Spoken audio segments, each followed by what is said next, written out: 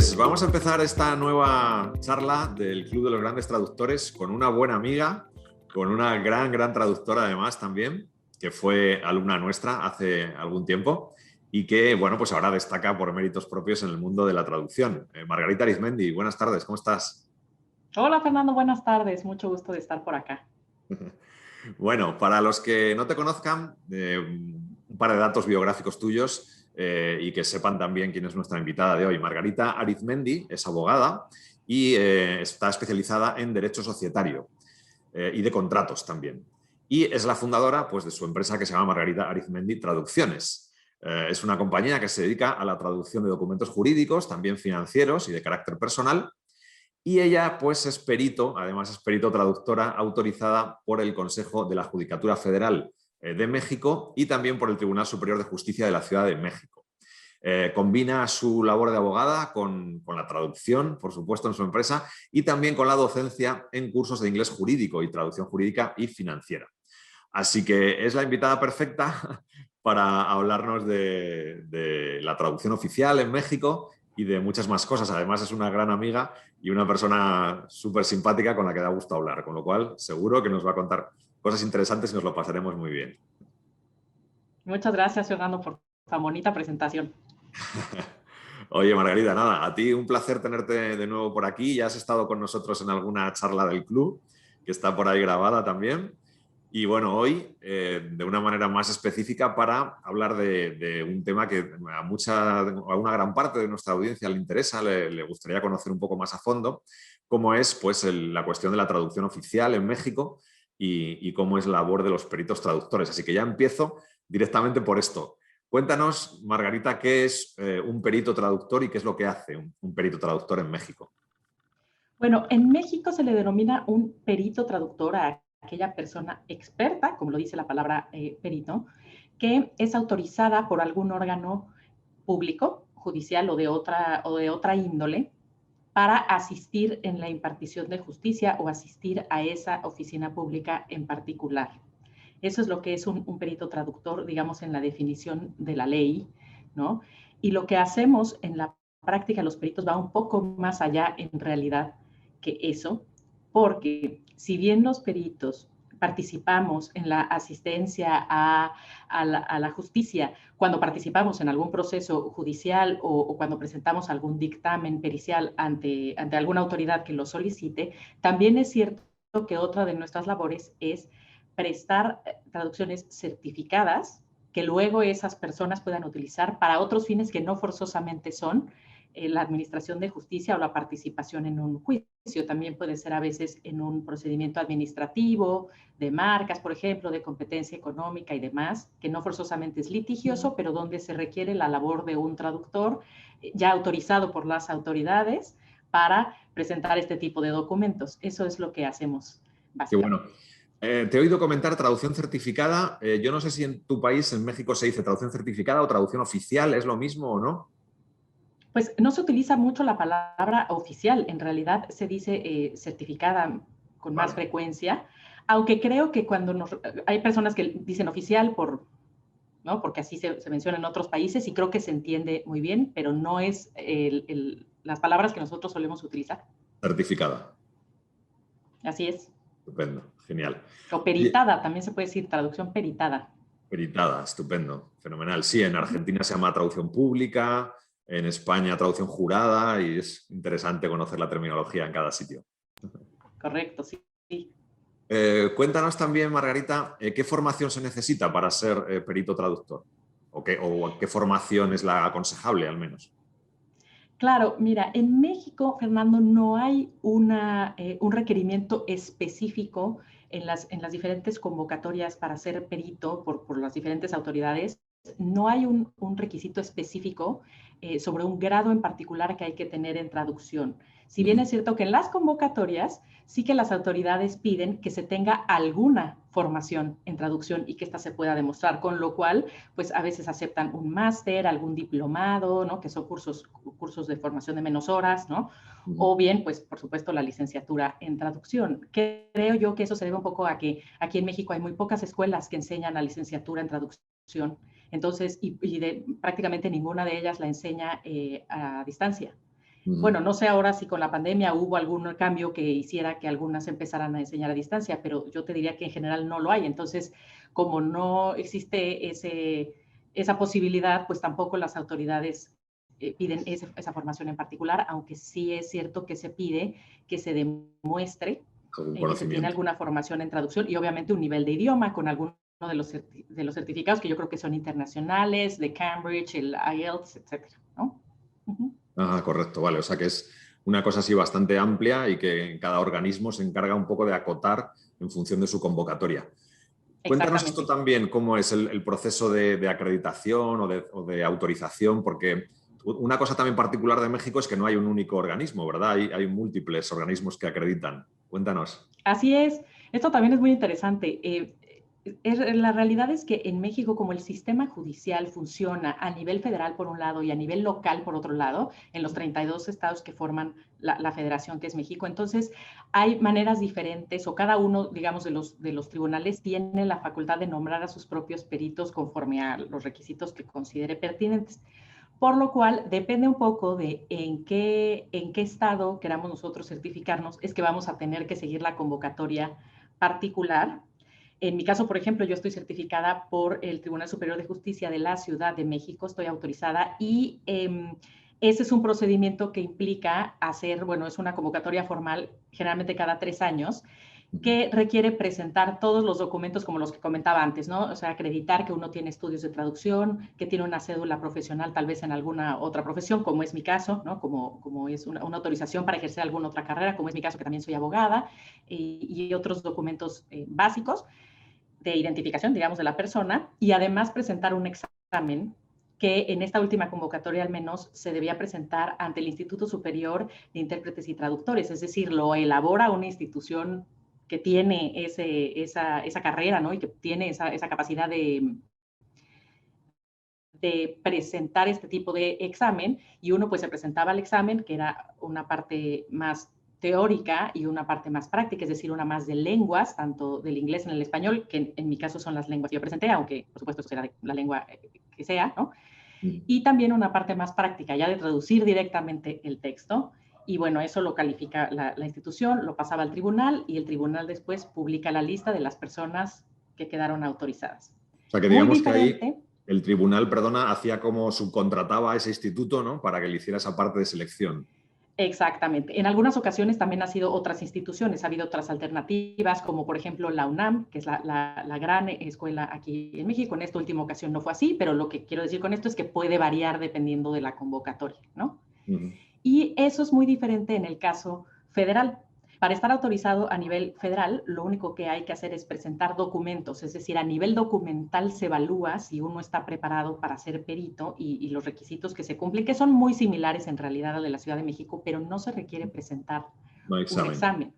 Y eso todo se puede hacer en línea, incluso con firma electrónica y demás. Es decir, a nivel federal, esto está muy avanzado en la convocatoria, muy avanzado en la forma en la que se lleva a cabo, a diferencia de la Ciudad de México, que todavía es presencial, que hay que hacer examen específicamente en la escuela y demás. Entonces, esa experiencia que yo les cuento seguramente se replica también, al menos a nivel local, en algunos otros estados de la República. Algunos ni siquiera tienen lista de peritos, es decir, creo que depende mucho de donde uno resida, donde uno quiera ser autorizado como perito, pues donde deberá revisar esta convocatoria, porque la verdad es que sí es muy diferente en cada uno.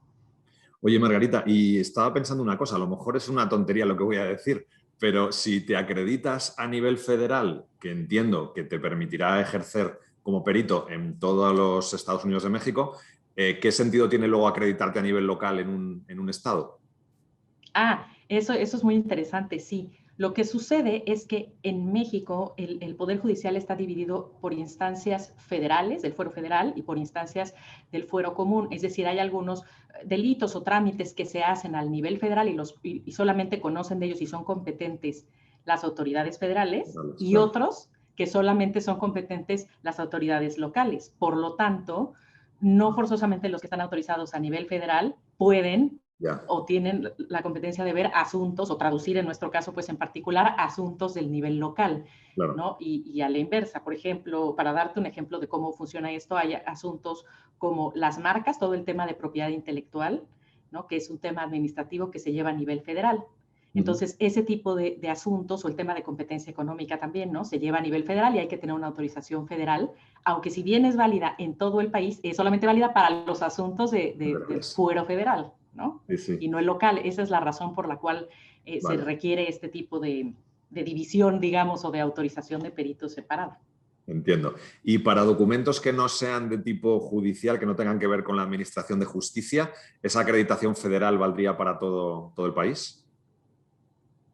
Sí, podría valer para todo el país una autorización federal, efectivamente, y también algunas como, por ejemplo, que no tienen que ver con ningún tema litigioso como temas de estudios, Ah, ¿no? claro. Hay algunos asuntos de estudios. Si alguien viene de fuera a estudiar a México y se necesita traducir algún título profesional, diploma, algo similar, podría valer una certificación federal. Genial. Oye, cuéntanos también, porque he visto, siguiendo un poco las redes sociales y vuestra actividad en México, que ahora mismo, en este momento, hay, bueno, para los que vean este vídeo, quizá más adelante, estamos en junio de 2021, y hay un cierto revuelo con alguna ley que está a punto de salir o tal, que afecta a vuestra actividad. Cuéntanos qué es lo que está pasando en ese sentido. Así es, Fernando, se publicó un decreto presidencial mediante el cual se modifica el reglamento de insumos para la salud, que es un reglamento que regula, entre otras varias cosas, los requisitos que deben de seguir aquellas empresas farmacéuticas o de dispositivos médicos para conseguir registros en México para sus productos sanitarios.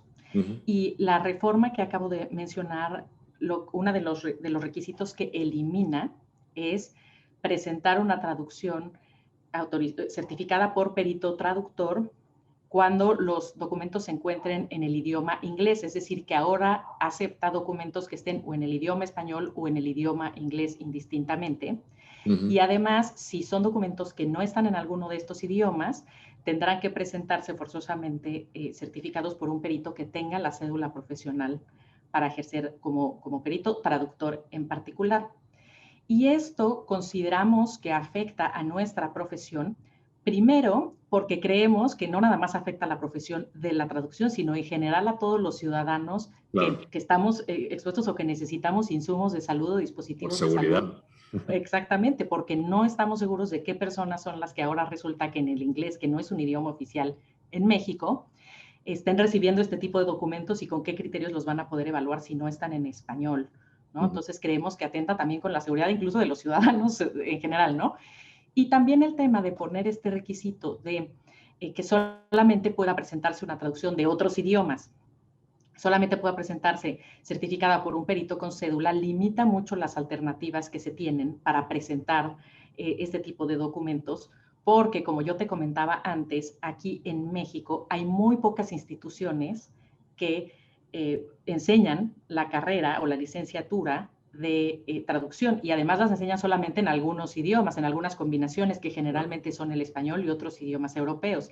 Es decir, que si son idiomas como el chino, o que hay muchísimos insumos de salud que llegan de China o algún otro, por ejemplo, pues no se enseña simplemente en México. Entonces es muy difícil, realmente va a poner en una encrucijada a aquellas personas que quieran hacer este tipo de certificaciones. Y esa es una de las razones por las cuales los traductores, bueno, a través del Colegio Mexicano de Licenciados en Traducción e Interpretación al que yo pertenezco, pues estamos alzando la voz como gremio para intentar que se modifique esto de alguna manera y no se vaya a volver una tendencia nacional. Porque si esto pasa en los insumos de salud que son tan delicados, pues imagínate lo que puede pasar si ahora ya no se pide para nada, ¿no? Una traducción de algún documento en inglés y demás. Creemos que afecta mucho, te digo, no nada más a nuestra profesión, sino puede afectarnos a todos como ciudadanos en general.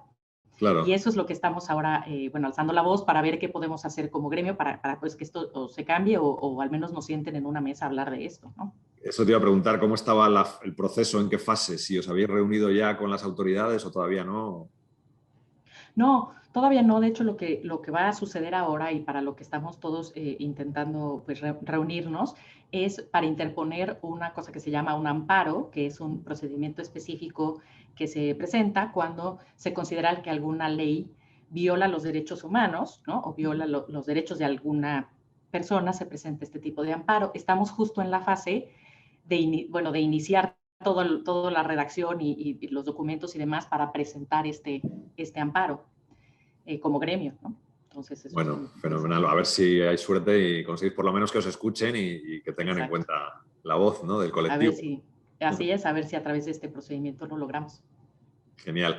Oye, y para terminar, Margarita, ¿cómo ves la labor de los peritos traductores? ¿Cómo lo ves de cara al futuro, en este momento y de cara al futuro? ¿Qué perspectivas ves para este colectivo? Creo que poco a poco ha ido creciendo el colectivo de los peritos. Creo que además poco a poco también las autoridades, al menos en las últimas convocatorias para peritos, han empezado a fortalecer sus criterios para elegir a las personas autorizadas para ejercer como peritos. Antes no se solicitaba, por ejemplo, ni siquiera que tuvieran algún estudio de traducción, con que demostraran que tenían un nivel de idioma avanzado, podían acceder a esto, lo cual era pues bastante peligroso. Y creo que el colegio al que yo pertenezco ha logrado hacer entender también a las autoridades lo importante que es tener además estudios de traducción para traducir, y creo que en ese sentido se ha ido avanzando de manera muy positiva. Creo que uno de los grandes retos del gremio ahora es más unión, porque además del colegio al que yo pertenezco, hay otro tipo de asociaciones de traductores en diferentes ciudades que no siempre están unidos o se comunican con el colegio y viceversa, y eso creo que a veces nos genera cierta separación. Entonces creo que el gran reto que tenemos de cara al futuro es unirnos un poco más como gremio. No sé si este tipo de afectaciones como la que te acabo de comentar pueda ser una de las que nos genere cierta unión ahora, porque al final esto nos afecta a todos, vivamos donde vivamos, colegio al que pertenezcamos o asociación a la que pertenezcamos, ¿no? Sea cual sea. Y espero que de esa manera pues nos podamos unir un poco más y logremos superar este reto de división para pues estar más juntos como gremio y hacernos escuchar, también pues para mejorar tarifas, ¿no? O al menos establecer algún arancel, en fin, ese tipo de retos que luego se nos han presentado y que hasta ahora pues la separación no nos ha permitido hacer frente en conjunto. Que acabo de recordar que no lo sé si en todos los organismos que acreditan o que certifican a los peritos lo exigen, pero sí que también se exige formación continua, ¿no? Porque bastantes personas que hacen nuestros cursos de traducción nos han dicho, es que lo quiero hacer para poder mantener mi acreditación como perito en México, yo lo presento firmado y entonces me validan como que estoy formado. Esto es un requisito también común, ¿no? Es un requisito también, es cierto, algo, y que también me parece una cosa muy positiva, exige que si uno es perito, ya que se está recertificando, porque la certificación federal se hace cada año una convocatoria, entonces cada año uno tiene que volver a presentar sus documentos, y cuando uno lo hace al siguiente año, después de la primera vez, se confirma, digamos, su certificación, debe de presentar documentos que acrediten que no es presentar todo lo que ya presenté, sino además qué más he hecho como perito para mantenerme vigente y actual y si he Bueno, estudiado o he enseñado, porque también la enseñanza se valida, ¿no? Si uno es profesor, pues forzosamente se tiene que mantener actual, por lo tanto también lo validan. qué Y sí, bueno. es verdad, es un requisito que también me parece que es algo muy positivo para el gremio también. Y para Qué los bueno. ciudadanos en general, pues que Sí. requieren de nosotros, ¿no? Genial, estupendo. Pues oye, muchísimas gracias. Desde luego, yo he aprendido un montón de cosas que no sabía hasta ahora sobre la labor de los peritos. Por ejemplo, pensaba que se llamaba traducción oficial y no certificada. Y desde luego has arrojado un montón de luz sobre vuestro trabajo y la labor y el servicio que prestáis a los ciudadanos. Así que te lo agradezco un montón. No, gracias a ti, Fernando. Muy interesante esta entrevista. Me da mucho gusto poder contar un poquito más de lo que hacemos en México a este respecto y hacia dónde vamos. Genial, Margarita. Pues nada más, aquí tienes tu casa, ya sabes, el Club de los Grandes Traductores será siempre bien recibida, eres una buena amiga de la casa y nada más, muchas gracias por tu aportación y hasta pronto, nos vemos. Hasta pronto.